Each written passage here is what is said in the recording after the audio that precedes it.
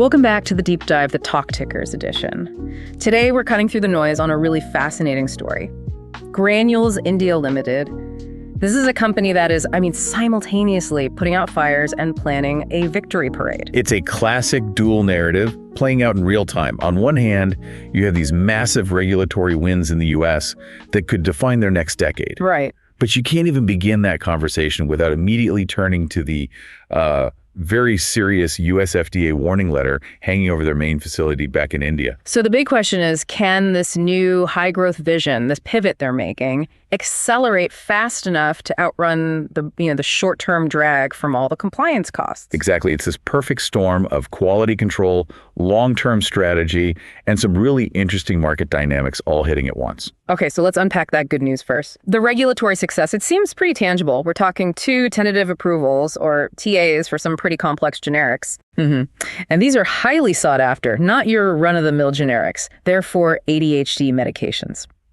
The first TA was for the generic version of Adzenys XR ODT. That's the orally disintegrating tablet, right? That's the one, an extended-release complex formulation. That came through in December of 25. And then right after that, another one. The second TA. That was for the generic of Dinevel XR tablets. Again, multiple strengths, another complex, extended-release amphetamine. Getting 2 of these back-to-back, it really validates their R&D. It shows they can handle the tough bioequivalence testing for these CNS drugs. And that's a huge barrier to entry for a lot of companies. Oh, massive one. But here's the thing that really caught my eye. The Dinevel generic, it comes with a prize. It's eligible for 180-day exclusivity. Yes. Remind us why that 6-month window is such a complete game changer in this industry. Well, first, a tentative approval just means the FDA has checked all the science boxes. They looked at the chemistry, the manufacturing, everything. The drug is approvable. So the tentative part is just a legal thing, purely legal. It's because the brand name drug still has patents or other exclusivities. Once those expire, that TA can flip to a final approval, sometimes very quickly. But that 180-day exclusivity, that is the real bounty. It's for the first company that successfully challenges the patents. For 6 months, they can be the only generic on the market. A 6-month monopoly, basically. It allows you to just capture the lion's share of the value before the market gets flooded with competitors. And these are not small markets. We're looking at, $41 million for Dinevel XR and a much bigger $172 million for the Adzenys generic. This is real growth. Differentiated high-margin growth. Yeah. Okay, so it's almost hard to square that success with the situation back in India.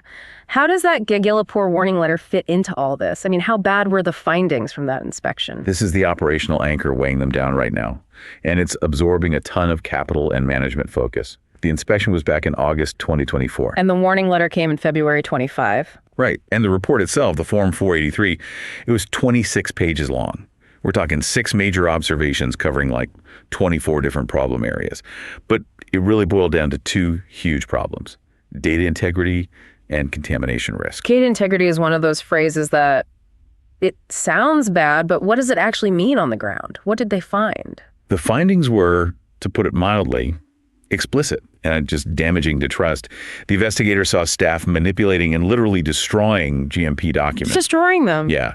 There were reports of trucks leaving the facility filled with scrap, and inside are torn up batch records, analytical printouts, crucial data.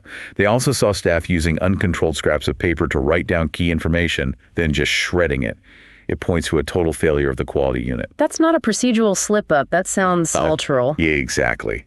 And the contamination side was just as bad. I can only imagine. The report mentioned bird dropping and feathers on manufacturing equipment. Yep. Yes. It speaks to a complete breakdown in facility control.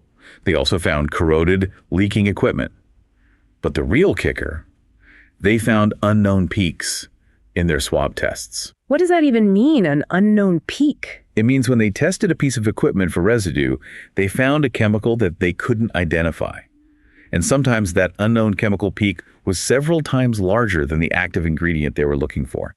It's a huge red flag for cross-contamination. So when you hear they're spending 80 crores on OPEX for this and another 50 crores on CapEx for new IT systems, it suddenly makes a lot of sense. It's necessary. The investment in a manufacturing execution system, an MES, is key. It automates things, makes them auditable. It's how you prevent data manipulation in the future. And the timeline. They're aiming to be ready for an FDA re-audit around September 2025. Maybe get final clearance by December. It's ambitious, but they have to do it. But they're not just fixing the old problems, right? They're also mitigating the risk by bringing a whole new facility online, the Genome Valley facility. Yes, and that is the critical countermove. It just had a successful first ever FDA inspection, a pre-approval inspection. That PAI is their get out of jail free card, in a way. How so? It immediately unlocks another 10 billion doses of capacity. That's a 40% increase for them. But strategically, it gives them a second clean supply source for the US market from India. So they're not held hostage by the Gagillapur cleanup. They can keep supplying their customers. So this is all part of a much bigger, a much more long-term pivot for the company. Let's talk about that. The big move into peptide therapeutics and the CDMO space. This is really the generational leap for them. It's a strategic move away from being just a traditional high-volume generic maker. They bought a company called Sen Chemicals in Switzerland and created a new subsidiary, Acellis Peptides. And they are jumping directly into the hottest part of the pharma market. Absolutely. The whole GLP-1 story, drugs for obesity and diabetes like semaglutide, the demand is just exploding. So the global peptide market is set to hit, over $130 billion by 2030? That's the projection. And the demand for good CDMOs companies that can actually manufacture these complex molecules is off the charts. But isn't that space already crowded with giants? How does a smaller player with one acquisition even compete? That's where their strategy gets interesting. They have these 4 pillars. First, they're using Sen's, 60 plus years of expertise to work with specialized innovators, not just trying to win on volume, building relationships. Okay, pillar 1 is expertise. What's 2? Vertical integration. They're building a manufacturing backbone in India to make the raw materials, the amino acid building blocks. That gives them cost control and supply chain security. Smart. And number 3? A dual site network. You have Switzerland for the small-scale, really complex development work, and then you have India for the large-scale, cost-effective commercial manufacturing. It's the best of both worlds. Flexible. And the 4th pillar, you mentioned niche markets. Very important. They're targeting things like cosmetics, where there's a big push for what's called TFA-free peptides. TFA is a byproduct that's facing environmental scrutiny. Being TFA-free is a big selling point. It's a sustainability angle. Right. And they're also targeting theragnostics, which uses peptides to deliver targeted therapies for things like cancer. Very high-value, next-gen stuff. So what's the actual technical edge they got with Sen? What makes them different? This is the really fascinating part. Sen is an expert in something called liquid-phase peptide synthesis. Most of the industry uses an older method, solid-phase synthesis. And the difference is? Management believes liquid phase is the future for making peptides at scale. It's more efficient, more scalable, and generates less waste. It's a real differentiated advantage if they're right. So they're betting on a new technology platform. What's the timeline for all this to come online? They're moving fast. The R&D center in India should be up by October 2025. The full commercial plant in India, they're targeting the end of fiscal year 27. Okay, let's bring this all full circle. Back to those ADHD generics that just got the tentative approval. This is all happening in a U.S. market that is, in crisis. An absolute crisis. And this is where the story becomes very acute. It's about patients. The U.S. has these chronic, widespread shortages of ADHD meds, especially the generic 5-ants. You're hearing reports from New York, Austin, California. Patients can't get their medication. And it's not just a supply shortage anymore, is it? It's becoming a crisis of quality and trust. Exactly. This is the real aha moment in this whole story. You dig into patient forums, online health groups, and the dissatisfaction is just intense. What are they saying? They're saying the generics don't work the same. They report huge variability from one manufacturer to another.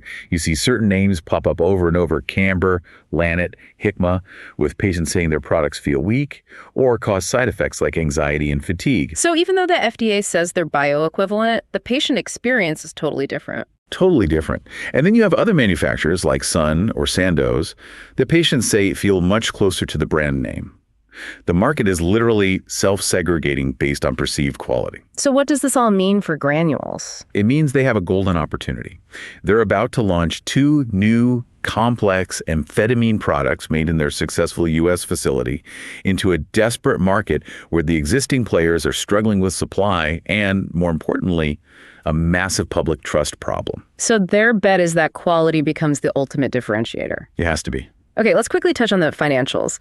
The Q1 results for fiscal 26. It kind of tells the story of this transition, doesn't it? It really does. I mean, the top line was resilient. Revenue grew 3% to about 12,101 million rupees. And the gross margin was actually very strong, up almost 600 basis points to nearly 65%. And part of that is Sen Chemicals being consolidated into the numbers. Right. But the drag is visible further down. The EBITDA margin fell to about 20%. That drop is almost entirely due to the huge consulting and professional fees for the Gagillapur cleanup. The cost of the cleanup. Yeah. And you also see net debt went up because of the Sen acquisition, and the return on capital employed dipped a bit to 16%. It is very clearly an investment year. Management seems to be framing this as short-term pain for long-term gain. What's the recovery timeline they're projecting? They've been very clear about it. They see momentum really starting to pick up again in the last quarter of fiscal 26. And they've gone on record saying fiscal year 27 will be a very good growth year. And that growth will come from where? 3 things. The new Genome Valley facility running at full steam, the Gagillapur costs normalizing after they get clearance, and of course, the launch of these new high-value generics like the ADHD drugs. So to wrap this all up, Granules is navigating this incredibly complex transition, fixing deep compliance issues at home while making this huge revolutionary bet on peptides and high-value CNS drugs. They're betting that 2 years of, frankly, pain and heavy investment will set them up for huge gains in fiscal 27 and beyond. Okay. And now for our final segment. This is not financial advice. Based on everything we've just talked about, what's an outrageous but plausible trade idea here? The thesis is actually pretty simple. I think the market is undervaluing Granules' successful entry into this CNS market. It's over-indexing on the short-term cleanup costs at the Gagillapur and assuming all generics are the same, which, as we've discussed, patients clearly don't believe. So the trade is a bet against the incumbents. Exactly. It's a pairs trade based on consumer trust. You take a short position or buy some short-dated puts against the generic makers with the most persistent consumer quality complaints for ADHD meds, specifically Camber, Lannett, and Hikma. And on the other side of that trade, you go long Granules India. The hypothesis is simple. Granules enters this chaotic market with 2 new complex products from a trusted U.S. facility, and they quickly become the new perceived quality supplier. They will rapidly steal market share from the incumbents who are just bleeding public trust. It's a bet that in a crisis market, perceived quality is the only currency that matters. A fascinating trade built on the gap between regulatory approval and patient trust. That wraps up our deep dive. Thank you for tuning in.